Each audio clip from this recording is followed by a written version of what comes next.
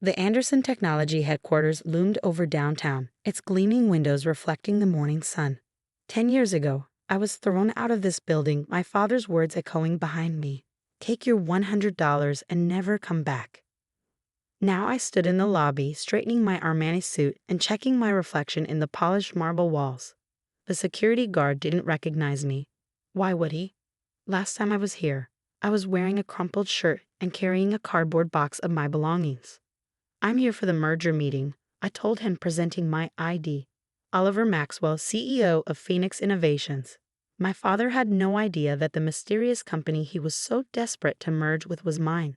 He didn't know that the signature he needed belonged to the son he disowned a decade ago. But let me start from the beginning. I was born into the Anderson dynasty. My father, Richard Anderson, built Anderson Technology from the ground up, turning it into one of the largest tech manufacturers in the country. From childhood, I was groomed to take over the company alongside my older brother James. The problem? I saw the future of technology differently than my father did. We need to invest in AI and renewable energy, I argued during one particularly heated board meeting. At 25, I was the youngest executive in the company, a position earned through merit but constantly questioned due to nepotism. Stick to what we know, my father dismissed me with a wave. Computer hardware has served us well for 30 years. James, ever the dutiful son, nodded in agreement. Oliver's just trying to reinvent the wheel again. But I knew I was right. The tech landscape was changing rapidly, and Anderson Technology was falling behind. Our profit margins were shrinking, our market share declining. Yet my father refused to adapt. The final straw came when I discovered something disturbing in our manufacturing process. Our main factory was cutting corners, using substandard materials to save costs. The defect rate was rising, but my father's solution was simple. Bury the complaints. It's just business, he said when I confronted him. The savings outweigh the risks. Until someone gets hurt, I countered. Or until our reputation is destroyed. The argument that followed would change my life forever. My father, red-faced with rage, accused me of betraying the family legacy. James stood by, smirking, as our father systematically stripped me of my responsibilities. If you don't like how we do business, my father spat, then leave. I looked him straight in the eye. Fine. He pulled out his wallet, extracted $100 bill, and threw it at me. Take your ideals and your $100. See how far they get you in the real world. I picked up the bill, tucked it into my pocket, and walked out. Behind me, I heard James say, "He'll come crawling back within a month." They didn't know that I'd been preparing for this moment. While working at Anderson Tech, I'd been developing my own ideas, filing patents under a different name. I had a plan. I just needed the courage to execute it. That $100 bill became my reminder, my motivation. I framed it and hung it on the wall of my tiny studio apartment, where I spent the next year working 18-hour days. With my savings and a small loan from my mother's sister, the only family member who still spoke to me, I founded Phoenix Innovations. The name was deliberate, rising from the ashes of my old life. The first 2 years were brutal. I lived on ramen noodles, worked out of a garage, and faced rejection after rejection. But I had something Anderson Tech didn't, a vision of the future. I developed an AI-driven energy management system that could reduce a company's power consumption by 40%. It was exactly the kind of innovation my father had dismissed as unnecessary. The breakthrough came when a major tech journal featured our prototype. Suddenly, investors were calling. Within 6 months, we secured our first round of funding, $50 million. I never forgot the lessons learned at Anderson Tech, both good and bad. I built Phoenix Innovations with transparency and innovation at its core. We invested heavily in research and development, treated our employees well, and never compromised on quality. 5 years after being thrown out of my father's office, Phoenix Innovations was valued at $300 million. We had offices in 3 countries and a reputation for being at the cutting edge of AI and renewable energy technology. But I kept my identity secret. In the business world, I was Oliver Maxwell, the mysterious founder of Phoenix Innovations. Few people knew that Maxwell was my mother's maiden name, or that the CEO who was disrupting the tech industry was the same person Richard Anderson had thrown out with just $100. I watched from afar as Anderson Technology struggled. Their outdated business model and quality issues finally caught up with them. Their stock price plummeted, and rumors of impending bankruptcy began to circulate. That's when James made his move. He orchestrated a plan to merge with a more innovative company, one that could bring Anderson Tech into the modern era. After months of searching, he found the perfect candidate, Phoenix Innovations. The irony was almost too perfect. I received the merger proposal on a Tuesday morning. My assistant Sarah, who was one of the few people who knew my real identity, placed it on my desk with a knowing smile. "Your brother's signature is at the bottom," she said. "He's desperate to make this happen." I opened the folder and there it was, a formal request for merger negotiations, promising Anderson Tech's manufacturing capabilities in exchange for Phoenix's innovative technology. The proposed deal was worth $500 million. I sat back in my chair, holding the document that could change everything. A decade ago, I left that building with nothing but $100 bill and a dream. Now they needed my signature to save their company. The merger meeting was scheduled for 10 a.m.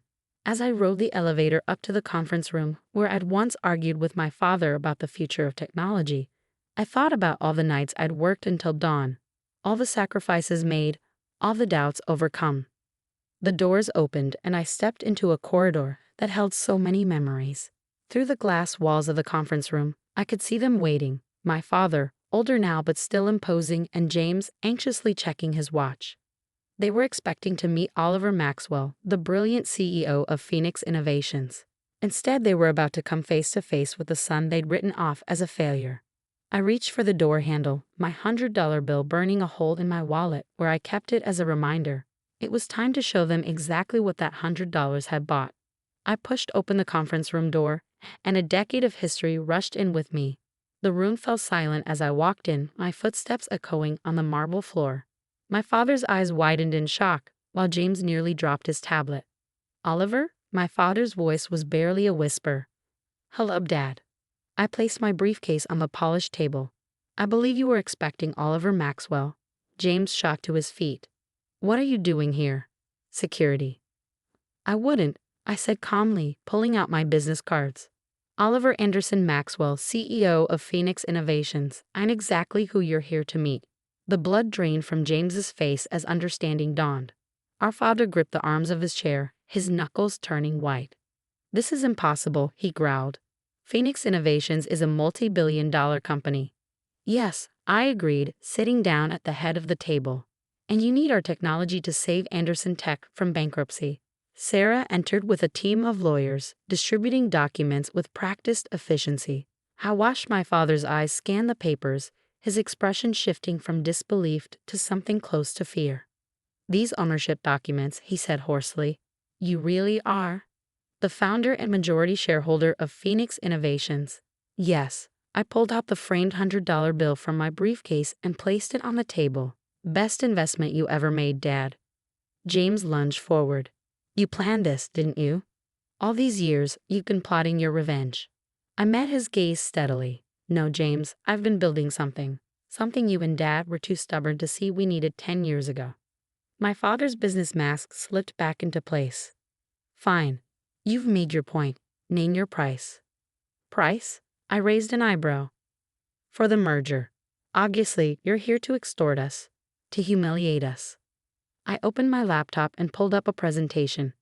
"Actually, I'm here to save Anderson Technology, if you're willing to listen." Over the next hour, I outlined my vision. Phoenix's AI technology integrated with Anderson's manufacturing capabilities could revolutionize the industry, but it would require changes, major ones. "First," I said, clicking to a new slide, "we need to completely overhaul the manufacturing process. No more cutting corners on materials." My father flinched. "Those cost-saving measures are necessary for—" "They're necessary for nothing." I cut him off. "Phoenix operates with a 2% defect rate compared to Anderson's 15%. We achieve this while maintaining higher profit margins through automated efficiency." James leaned forward, his hostility momentarily forgotten as he studied the numbers. "These production costs, they're impossible." "They're standard for us," I replied, "because we invested in the future instead of clinging to the past." The presentation continued. With each slide, I could see my father's resistance crumbling. The technology he dismissed as unnecessary a decade ago was now his only hope for survival. There's one more thing, I said, pulling out a final document. The merger agreement requires a complete restructuring of the board. You want control, my father said flatly. I want competence, I corrected him. Your current board has led this company to the brink of bankruptcy. That ends now. James stood up so quickly his chair toppled backward. This is extortion. You can't just walk in here and take over. Actually, I can. Your stock price has dropped 60% in the past year. You're facing 3 class action lawsuits over defective products. Without this merger, Anderson Technology will be bankrupt within 6 months. I let that sink in before continuing. But I don't want that. Despite everything, this company was built by our family. I want to save it, but on my terms. My father was quiet for a long moment. And what are your terms?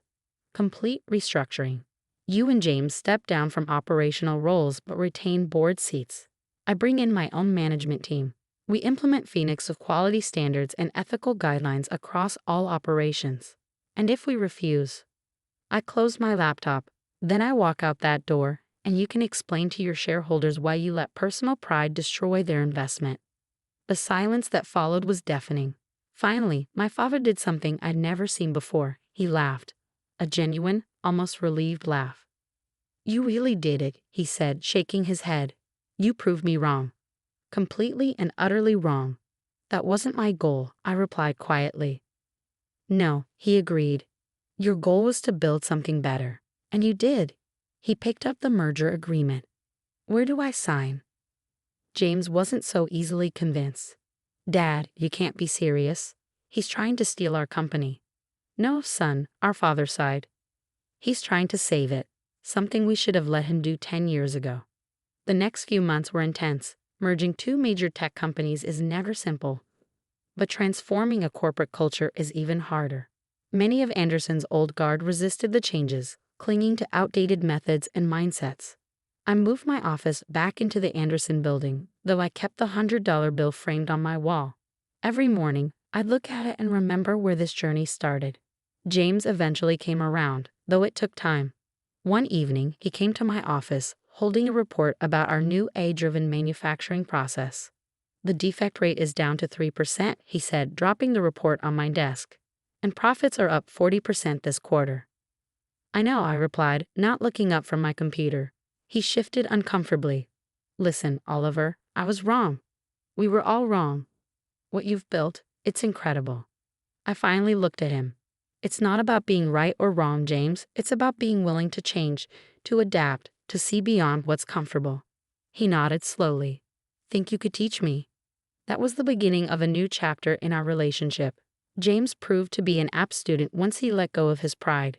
His experience with traditional manufacturing complemented my innovative approach, and together we started bridging the gap between the old Anderson tech and the new. My father took longer to adjust. He would sit in board meetings, watching as we implemented changes to the company he'd built. Sometimes I'd catch him smiling proudly, other times he'd grip his armrests in barely concealed anxiety. 1 year after the merger, we held a company-wide celebration. Anderson Phoenix Technology, as we were now known, had just been named the most innovative tech company in the country. Our stock price had tripled, and our products were setting new industry standards. During the celebration, my father pulled me aside. He seemed older, more vulnerable than I'd ever seen him. I've been thinking about that $100, he said, gesturing to the framed bill in my office. What about it? I gave it to you as an insult, thinking you'd fail and come crawling back. He shook his head. Instead, you used it as motivation to build something extraordinary. I studied him for a moment. You know, I never wanted to prove you wrong, Dad. I just wanted to prove myself right. He smiled sably. You did both. He reached into his pocket and pulled out another $100 bill. I don't suppose you'd let me invest this in the company? Better late than never. For the first time in years, I laughed with my father. Sorry, Dad, we're not currently accepting new investors. Now, 5 years after the merger, Anderson Phoenix Technology is a different company. Our AI systems are revolutionizing manufacturing worldwide. Our renewable energy division, once dismissed as a pipe dream, is leading the industry. James runs our traditional manufacturing arm, implementing innovative solutions in ways I never could have managed alone. My father, though retired, still sends me articles about emerging technologies, usually with notes saying, "What do you think about this?" The $100 bill still hangs on my wall, but it's no longer a reminder of rejection. Instead, it's a testament to something more important. Sometimes being kicked out is just life's way of forcing you to build your own door. Every now and then, ambitious young entrepreneurs ask me for advice. They expect to hear about business strategies or investment tips. Instead, I tell them about a $100 bill and a choice. You can let rejection defeat you, or you can let it drive you. The real measure of success isn't in proving others wrong. It's in proving yourself right. And sometimes the longest way around turns out to be the shortest way home. Looking out from my office window at the city skyline, I can see both the Anderson Building and the Phoenix Tower, now connected by a symbolic sky bridge. It's a fitting metaphor for how life works. The bridges we build are often more important than the buildings they connect. That $100, it wasn't an ending, it was a beginning. And sometimes that's all you really need.